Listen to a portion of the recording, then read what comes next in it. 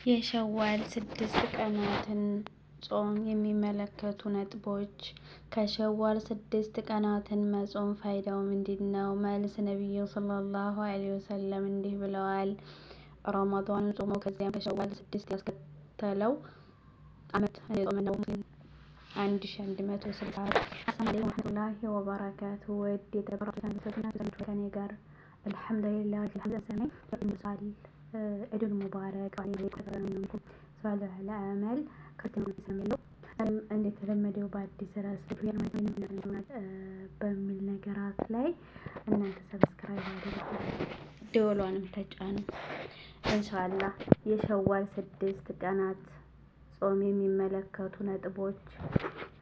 አንደኛ ከሸዋል 6 ቀናትን መጾም ፋይዳው ምንድነው? መልስ ነብዩ ሰለላሁ ዐለይሂ ወሰለም ረመዳንን ጾሞ ከዚያም ከሸዋል 6 ያስከተለው ዓመት እንደጾመ ነው። ሙስሊም 1164 ስለዚህ 6 ቀናትን በሸዋል ወር ውስጥ መጾም አጅሩ ከረመዳን ወር ጾም ጋር የሚቆራኝ ነው ማለት ነው። ሁለተኛ ከሸዋል 6 ቀናትን መጾም የሚጠቁሙ ሐዲስ ሰነድ አስተማማኝ ነውን? መልስ ሐዲሱ ሚዛን በሚደፋ አቋም ለማስረጃነት በቂ ነው። ዝርዝር የፈለገ ይህንን ከሸዋል ውጭ ባሉ ወራት ውስጥ 6 ቀናት ቢጾም የሸዋል ጾም ይተካልን? መልስ ማስረጃው የመጣው ሸዋልን በተመለከተ ብቻ ነው። ከዚህ ውጭ ለማለት የሚያስችል መረጃ የለም።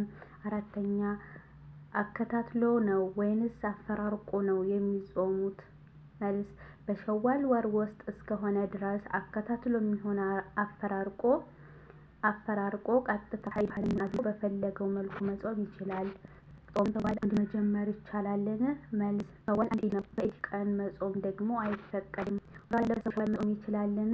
መልስ ከፊሎቹ የአብዛኞቹ ዓሊሞች አቋም ግን ይቻላል የሚል ነው። አማራጭ ነው። ይህንን ከሚጠቁሙ መረጃዎች ውስጥ ማስረጃ 1 እናታችን አይሻ ረዲየላሁ ዐንሃ እንዲህ ብላለች።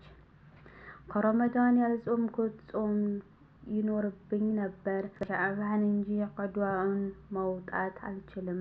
1149 ሙስሊም 1849 ልብ በሉ ሸዕባን በኢስላማዊ አቆጣጠር ከረመዳን በፊት ያለው ወር ነው። የረመዳንን ቀዷ ሳታወጣ ቀጣዩ ረመዳን ሲቃረብ ነበር የምትጾመው። በዚህ መሃል ላይ ትልልቅ አጅር ያላቸው የአረፋ ጾም፣ የአሹራ ጾም አሉ። አይሻ ይህን ሁሉ አትጾምም ነበር፣ ከዓመት እስከ ዓመት ሱና ጾም አትጾምም ነበር ብሎ ማሰብ ይከብዳል። አይ ለሳቸው ስትል ነበር እኮ የረመዳንን ቀዷ የምታዘገየው ከተባለ አዎ ነቢያችን ሰለላሁ ዐለይሂ ወሰለም ሸዕባንን አብዛኛውን ይጾሙ ስለነበር ሸዕባን ላይ ቀዷ ለማውጣት ሰፊ ጊዜ ይኖራታል። ግና እሳቸው እኮ አረፋዕና አሹራ ይጾሙ ነበር፣ በሌሎችም ወራት አያፈጥሩም እስከምንል ድረስ ይጾሙ ነበር ብላለች አይሻ። ቡኻሪ 1964 ከየወሩ 3 ቀን ይጾሙ ነበር። አቡ ዳውድ 507 በየሳምንቱ ሰኞና ሐሙስ ይጾሙ ነበር። ትርሚዚ 745 በተጨማሪም ከረመዳን ቀጥሎ በላጩ ጾም የሙሐረም ወር ጾም ነው ብለዋል።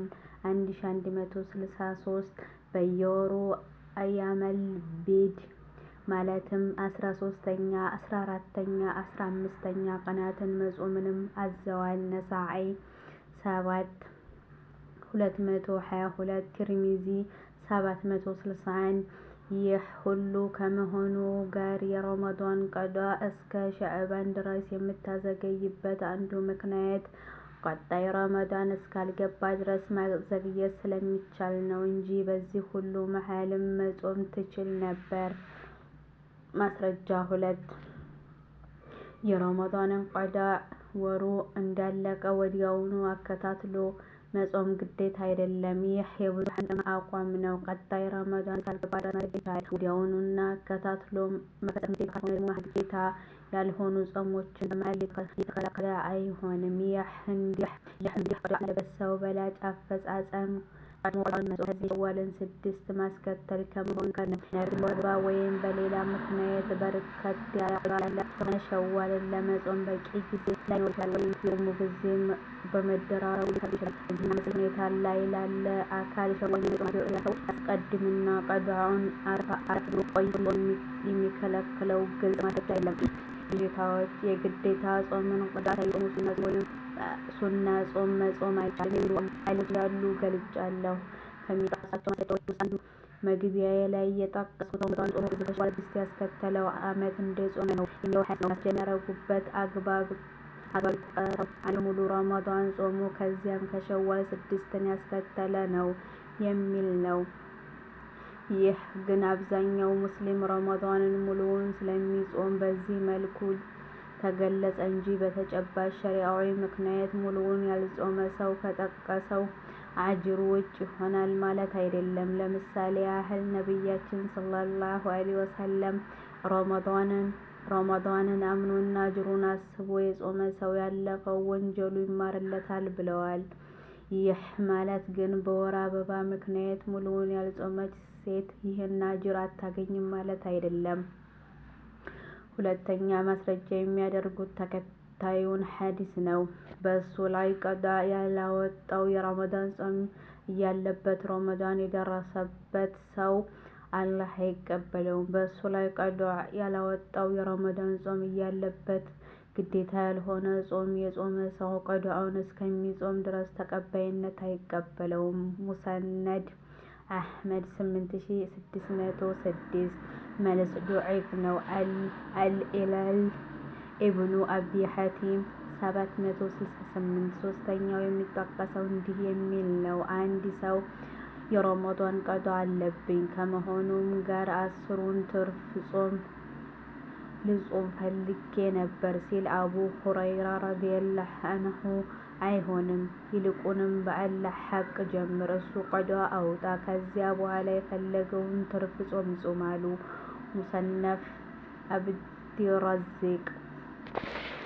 አብድረዚቅ 7713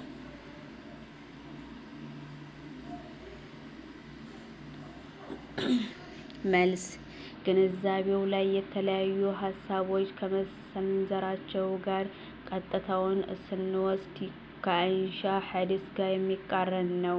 የአይሻ ሐዲስ ደግሞ የነቢዩ ሰለላሁ ዐለይሂ ወሰለም ኢቅራር ማጽደቅ ያለበት ስለሆነ ቅድሚያ ይሰጠዋል። ማስጠንቀቂያ ስለዚህ የረመዳን ጾም ቀዷ ያለበት ሰው አንደኛ ለቀዷው ሰፊ ጊዜ ስላለና፣ ሁለተኛ የሸዋል ጊዜ አጭር ስለሆነ ሸዋልን አስቀድሞ መጾም ይችላል።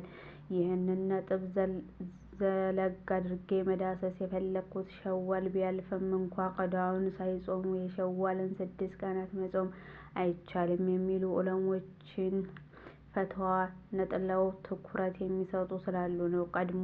ቀደም ብዬ እንደጠቀስኩት መጾም ይቻላል የሚለው አቋም የብዙኃኑ ዑለማ ምርጫ ነው። በሻህ ሙቀቢል ፈትዋ የዛሬው ቪዲዮ ይሄን ይመስላል ማለት ነው። በድጋሚ ለቻናሉ አዲስ የሆናችሁ ሰብስክራይብ ደወሏን በመጫን ቤተሰብ ሁኑ። ቤተሰብ የሆናችሁ አበረታቱኝ። ሰላሙላህ አለይኩም ወራህመቱላሂ ወበረካቱ።